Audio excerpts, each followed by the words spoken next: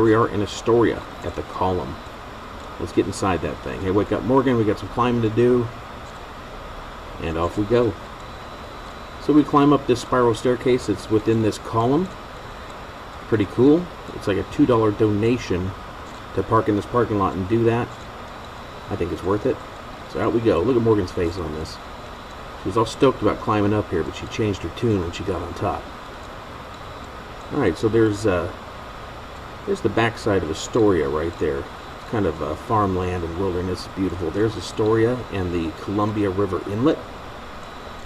Can't see too much of the town, but it is gorgeous.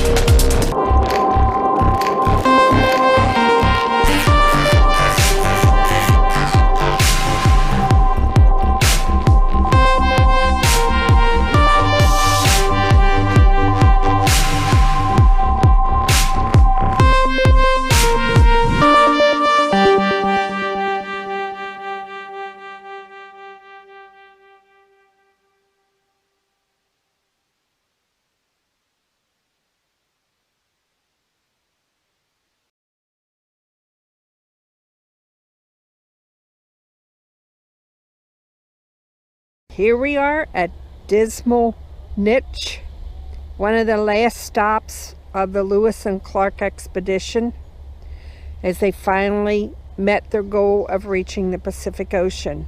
About 5 miles down the Columbia River was their final Westwood campsite at Station Camp, but they had a severe storm come up and they decided to come here. And as the storm came in, they became marooned here. There were immense waves caused by the storm, and the treacherous waters kept them from paddling around the point of land. And William Clark described their situation as dangerous.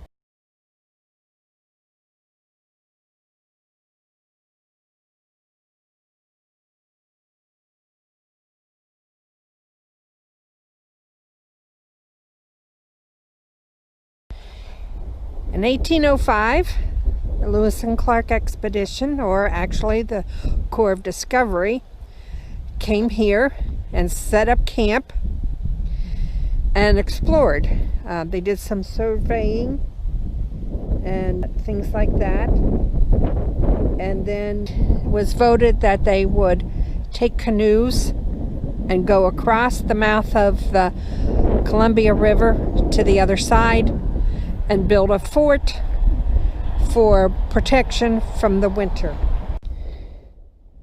Right out there is the Pacific Ocean.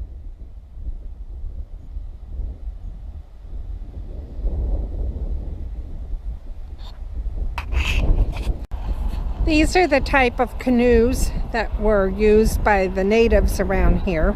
These particular ones are cement.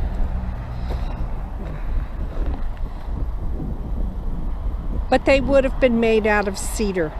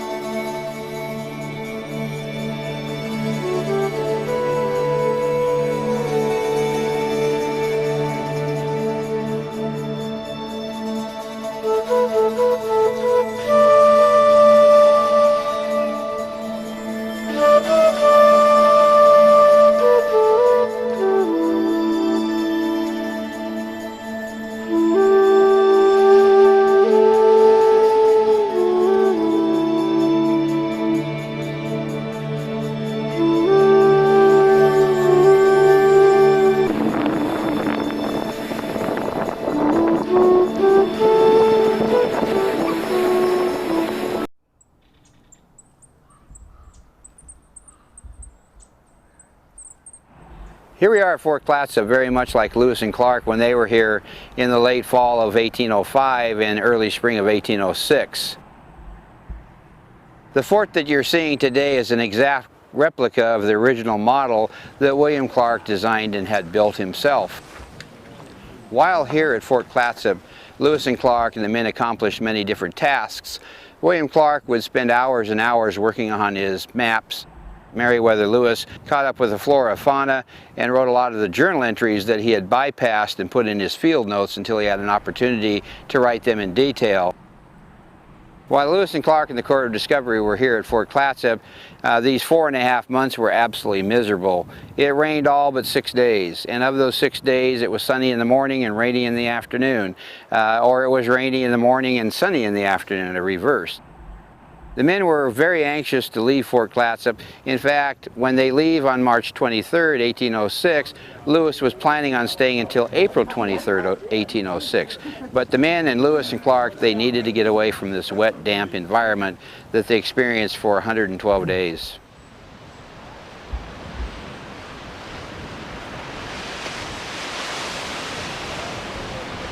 Oh, the joy, ocean in view, great joy in camp. For we have finally reached the great Pacific Ocean, which we have been so anxious to see.